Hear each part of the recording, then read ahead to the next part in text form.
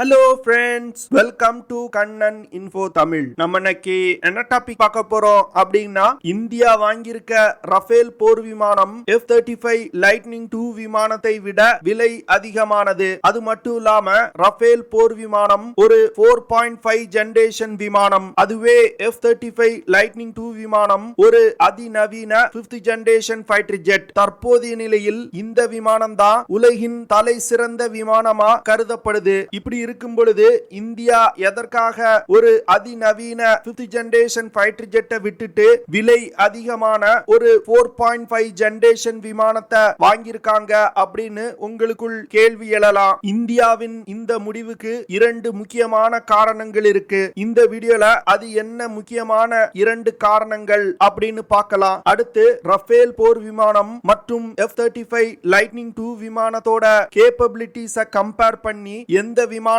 சிறந்தது அப்படின்னு பார்க்கலாம். நம்ம சேனல்ல டிஃபென்ஸ் ரிலேட்டடா தினம் ஒரு வீடியோ பப்ளிஷ் பண்ணிட்டு இருக்கோம். உங்களுக்கு டிஃபென்ஸ் ரிலேட்டடான டாபிக்ஸ் பிடிக்கும்னா நம்ம சேனலை சப்ஸ்கிரைப் பண்ணி சப்போர்ட் பண்ணுங்க. நீங்க பண்ற ஒவ்வொரு சப்ஸ்கிரிப்ஷனும் எனக்கு அடுத்தடுத்த வீடியோஸ் போடுறதுக்கு ஒரு மோட்டிவேஷனா இருக்கும். முதல்ல ரஃபேல் போர் விமானம் மற்றும் F35 லைட்னிங் 2 விமானத்தோட கேப்பபிலிட்டிஸை கம்பேர் பண்ணி பார்க்கலாம். பிறகு எதற்காக இந்தியா F35 லைட்னிங் 2 விமானத்தை வாங்காமல் ரஃபேல் போர் விமானங்களை வாங்கியிருக்காங்க அப்படிங்கிறது குறித்து பார்க்கலாம். ரஃபேல் போர் விமானம் ட்வின் இன்ஜின் கொண்ட மல்டி ரோல் ஃபைட்டர் ஜெட். இந்த விமானத்தை டசால்ட் ஏவியேஷன் அப்படிங்கிற நிறுவனம் தயாரிச்சிருக்காங்க. ரஃபேல் போர் விமானம் 2001 இருந்து பிரெஞ்சு விமானப்படை மற்றும் கடற்படையில பயன்படுத்தப்பட்டு வருது. அதுவே அமெரிக்காவின் F35 லைட்னிங் 2 விமானம் ஒரு சிங்கிள் இன்ஜின் ஸ்டெல்த் தொழில்நுட்பம் கொண்ட மல்டி ரோல் ஃபைட்டர் ஜெட். இந்த விமானத்தை அமெரிக்காவின் லாக்ஹீட் மார்டின் நிறுவனம் தயாரிச்சிருக்காங்க.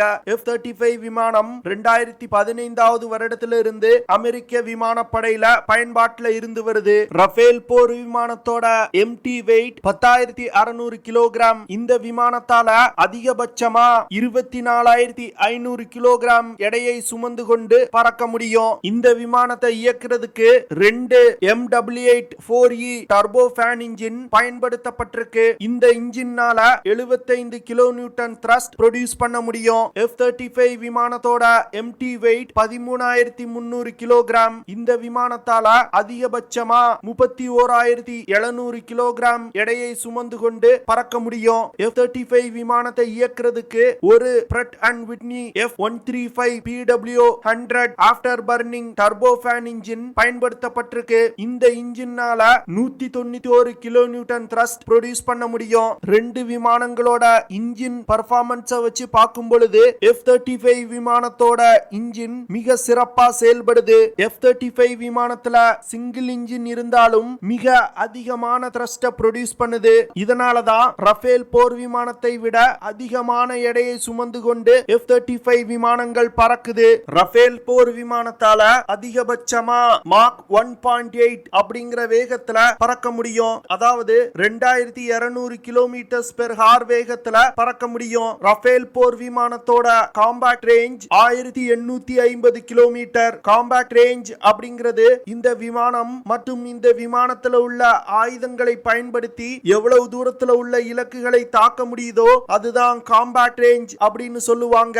ரஃபேல் போர் விமானத்தால அதிகபட்சமா 3700 கிலோமீட்டர் தூரம் வரைக்கும் பறக்க முடியும். ரஃபேல் போர் விமானத்தால அதிகபட்சமா 52,000 அடி உயரத்துல பறக்க முடியும். F35 விமானத்தால அதிகபட்சமா மாக் 1.6 அப்படிங்கிற வேகத்துல பறக்க முடியும். அதாவது 1900 கிலோமீட்டர் பெர் ஹார் வேகத்துல பறக்க முடியும். F35 விமானத்தால அதிகபட்சமா 2800 கிலோமீட்டர் தூரம் வரைக்கும் பறக்க முடியும். இந்த விமானத்தோட காம்பாக்ட் ரேஞ்ச் 1250 கிலோமீட்டர். F35 விமானத்தால 50,000 அடி உயரத்துல பறக்க முடியும். விமானம் பறக்கக்கூடிய வேகம், அதிகபட்ச பறத்தல் தூரம், தாக்குதல் தூரம், அதிகபட்ச பறத்தல் உயரம் போன்ற 4 விஷயங்கள்லயுமே ரஃபேல் போர் விமானம் F35 விமானத்தை விட சிறப்பா செயல்படுது. இந்த 4 விஷயங்களும் தான் எதிரி தாக்குதல்ல இருந்து விமானம் தப்பிப்பதற்கு மிக முக்கியமான காரணங்களாயிருக்கும்.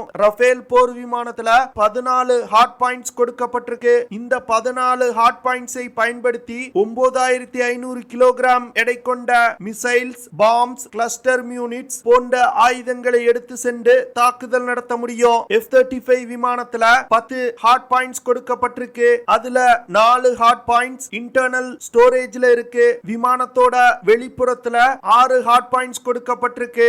F-35 விமானத்துல இன்டர்னல் வெப்பன் பேஸ் சிஸ்டம் அப்படிங்கிற தொழில்நுட்பம் பயன்படுத்தப்பட்டிருக்கு. இந்த தொழில்நுட்பம் விமானத்தோட ஸ்டெல்த் திறனை அதிகரிப்பதற்காக பயன்படுத்தப்படுது. இந்த இன்டர்னல் வெப்பன் பேஸ் சிஸ்டத்துல 2600 கிலோகிராம் எடை கொண்ட மிசைல்ஸ், பாம்ஸ் போன்ற ஆயுதங்களை ஸ்டோர் செய்ய முடியும். வெளியில் இருக்கக்கூடிய 6 ஹார்ட் பாயிண்ட்ஸ்ல 6800 கிலோகிராம் எடை கொண்ட மிசைல், பாம்ஸ் போன்ற ஆயுதங்களை எடுத்து சென்று தாக்குதல் நடத்த முடியும். மொத்தமா F-35 விமானத்தால 8200 கிலோகிராம் எடை கொண்ட வெடிபொருட்களை சுமந்து சென்று தாக்குதல் நடத்த முடியும். அடுத்து விமானத்தோட ஆயுதங்களை பார்க்கலாம். ரஃபேல் போர் விமானத்துல 125 ரவுண்ட் ஃபயர் பண்ணக்கூடிய ஒரு 30 mm கேனன் பொருத்தப்பட்டிருக்கு. இந்த விமானத்துல ஏர் to air missile, air to ground missile, air to surface missile போன்ற பல ஆயுதங்களை எடுத்து சென்று தாக்குதல் நடத்த முடியும். ரஃபேல் போர் விமானத்துல MBDA நிறுவனத்தால் தயாரிக்கப்பட்ட மைகா, மிட்டியார், ஸ்டார்ம் ஷேடோ, பேவே 2 போன்ற பல அதிநவீன மிசைல்ஸ் மற்றும் ஆயுதங்கள் இணைக்கப்பட்டிருக்கு. இந்த ஆயுதங்களை பயன்படுத்தி எதிரிகளுக்கு பலத்த சேதத்தை ஏற்படுத்த முடியும். அது மட்டும் இல்லாம ரஃபேல் போர் விமானங்களை பயன்படுத்தி ஒரு அணு ஆயுத தாக்குதலும் நடத்த முடியும். F-35 விமானத்துல 180 ரவுண்ட் ஃபயர் பண்ணக்கூடிய 25 mm கேனன் இணைக்கப்பட்டிருக்கு. இந்த விமானத்திலையும் air to air missile, air to surface missile, anti ship missile, joint direct attack units, precision guided glide bombs போன்ற பல ஆயுதங்கள் இணைக்கப்பட்டிருக்கு. இந்த விமானத்தை பயன்படுத்தி அணு ஆயுத தாக்குதலும் நடத்த முடியும். F-35 விமானத்துல AIM-120 AMRAAM missile, AIM-9X Sidewinder missile, Spear 3 போன்ற பல அதிநவீன ஆயுதங்கள் இணைக்கப்பட்டிருக்கு. 2 விமானங்கள்ல இருக்கக்கூடிய ஆயுதங்களை வச்சு பார்க்கும் பொழுது ரஃபேல் போர் விமானத்துல உள்ள ஆயுதங்கள் மிக சிறந்த ஆயுதங்களா இருக்கு. அதுவே F-35 விமானத்துல உள்ள அமெரிக்க தயாரிப்பு ஆயுதங்களும் உலகத்தரம் வாய்ந்ததுதான். ஆனா ரஃபேல் போர் விமானத்துல இருக்கக்கூடிய ஆயுதங்கள் சற்று சக்தி அதிகமானது அப்படின்னு நான் நினைக்கிறேன். 2 விமானங்களோட கேப்பபிலிட்டியை வச்சு பார்க்கும் பொழுது சில விஷயங்கள் F-35 விமானத்துல சிறப்பா இருக்கு, சில விஷயங்கள்ல ரஃபேல் போர் விமானம் சிறப்பா இருக்கு. ஆனா ரஃபேல் போர் விமானத்துல இல்லாத ஒரு கேப்பபிலிட்டி F-35 விமானத்துல இருக்கக்கூடிய ஸ்டெல்த் தொழில்நுட்பம். இந்த தொழில்நுட்பம் மூலமா F-35 விமானத்தால எதிரிகளின் எல்லைக்குள் நீண்ட தூரம் ஊடுருவி சென்று தாக்குதல் நடத்த முடியும். இந்த ஒரு விஷயத்தினால F-35 விமானத்தோட தாக்கும் திறன் ரஃபேல் போர் விமானத்தை விட அதிகமாகுது. F-35 விமானத்துல இருக்கக்கூடிய ஸ்டெல்த் தொழில்நுட்பம், அதிநவீன இன்ஜின், அதிக எடையை சுமக்கும் திறன் போன்ற விஷயங்களால் ரஃபேல் போர் விமானத்தை விட F-35 விமானம் சிறந்த விமானமாயிருக்கு. ஒரு F-35A விமானத்தோட விலை 78 மில்லியன் அமெரிக்க டாலர். அதுவே இந்தியா வாங்கியிருக்க ஒரு ரஃபேல் போர் விமானத்தோட விலை 115 மில்லியன் அமெரிக்க டாலர். இவ்வளவு பிரைஸ் டிஃபரன்ஸ் இருக்கும் பொழுது எதற்காக இந்தியா F-35 விமானத்தை விட்டுட்டு ரஃபேல் போர் விமானத்தை வாங்கியிருக்காங்க அப்படின்னு உங்களுக்கு கேள்வி எழலாம். ரஃபேல் போர் விமானத்தை இந்தியா வாங்குறதுக்கு முக்கியமான காரணம் CPFH அப்படின்னு சொல்லக்கூடிய காஸ்பர் பிளையிங் கார். அதாவது ஒரு விமானத்தை இயக்குறதுக்கு 1 மணி நேரத்துக்கு எவ்வளவு செலவாகுமோ அதுதான் CPFH அப்படின்னு சொல்லுவாங்க. காஸ்பர் பிளையிங் கார் ரஃபேல் போர் விமானத்துல மிகவும் குறைவா இருக்கு. ஒரு விமானத்தை வெளிநாட்டில் இருந்து இறக்குமதி செய்யும் பொழுது இந்த காஸ்பர் பிளையிங் கார் மிகவும் ஒரு முக்கியமான விஷயமா பார்க்கப்படும். ஏன்னா விமானத்தோட விலை குறைவா இருந்தாலும் காஸ்பர் பிளையிங் கார் அதிகமா இருந்துச்சு அப்படின்னா விமானத்தை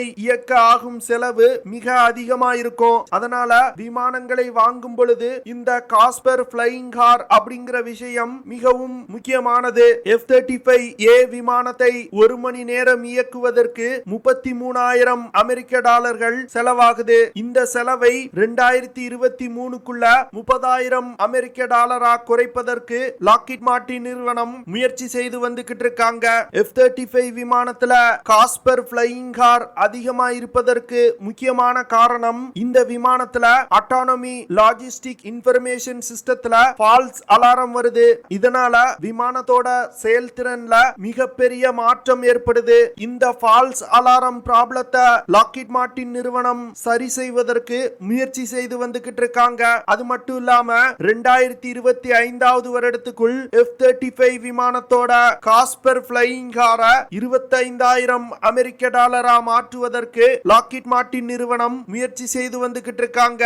ரஃபேல் போர் விமானத்தை ஒரு மணி நேரம் இயக்குவதற்கு 18,000 $21,000 செலவாகுது. F35 விமானத்தை விட $12,000 கம்மியான செலவுல ரஃபேல் போர் விமானத்தை இயக்க முடியும். இந்த ஒரு காரணத்தினாலதான் ரஃபேல் போர் விமானம் ஒரு 4.5 ஜெனரேஷன் விமானமா இருந்தாலும் பரவாயில்லை அப்படின்னு சொல்லிட்டு அமெரிக்காவின் 5th ஜெனரேஷன் ஃபைட்டர் ஜெட்டை இந்தியா நிராகரிச்சிட்டாங்க. அடுத்து இந்தியா F35 விமானத்தை வாங்காமல் இருப்பதற்கு இரண்டாவது காரணம் S-400 இந்தியாவிற்கு சீனா மற்றும் பாகிஸ்தான்ல இருந்து அணு ஆயுத தாக்குதலை தடுப்பதற்கு ஒரு உலகத்தரம் வாய்ந்த மிசைல் டிஃபென்ஸ் சிஸ்டம் தேவை. ஆனா அமெரிக்கா S-400 ஏர் டிஃபென்ஸ் சிஸ்டத்தை பயன்படுத்தும் நாடுகளுக்கு F-35 விமானத்தை விற்பனை செய்ய மறுக்கிறாங்க. அது மட்டும் இல்லாம இந்தியா ரஃபேல் போர் விமானங்களை வாங்கும் பொழுது இந்திய அமெரிக்க உறவுல ஒரு நம்பகத்தன்மை கிடையாது. ஆனா பிரான்ஸ் மற்றும் இந்தியாவுக்கு இடையே நல்ல ராணுவ ரீதியிலான உறவு இருக்கு. இதன் காரணமாகவும் இந்தியா F-35 விமானத்தை நிராகரித்துவிட்டு ரஃபேல் போர் விமானங்களை வாங்கியிருக்காங்க. இந்த ரெண்டு காரணங்களும் தான் மிகவும் முக்கியமான காரணம் அப்படின்னு நான் நினைக்கிறேன். வேற ஏதாவது காரணம் இருந்துச்சுன்னா கமெண்ட் பண்ணுங்க. ஓகே ஃப்ரெண்ட்ஸ், நம்ம வீடியோவோட நிறைவு பகுதிக்கு வந்துட்டோம். இதெல்லாம் தான் நான் உங்ககிட்ட ஷேர் பண்ணணும் அப்படின்னு நினைச்ச விஷயங்கள். ஐ ஹோப் நான் ஷேர் பண்ண விஷயங்கள் உங்களுக்கு பிடிச்சிருக்கும்னு நினைக்கிறேன். அப்படி பிடிச்சிருந்துச்சுன்னா ஷேர் பண்ணுங்க, லைக் பண்ணுங்க, கமெண்ட் பண்ணுங்க. மறக்காம நம்ம சேனலுக்கு சப்ஸ்கிரைப் பண்ணுங்க. அப்படியே அந்த பெல் நோட்டிபிகேஷனை கிளிக் பண்ணி ஆல்ங்கிற ஆப்ஷனை எனேபிள் பண்ணிக்கங்க. See you in the next video. Jai Hind.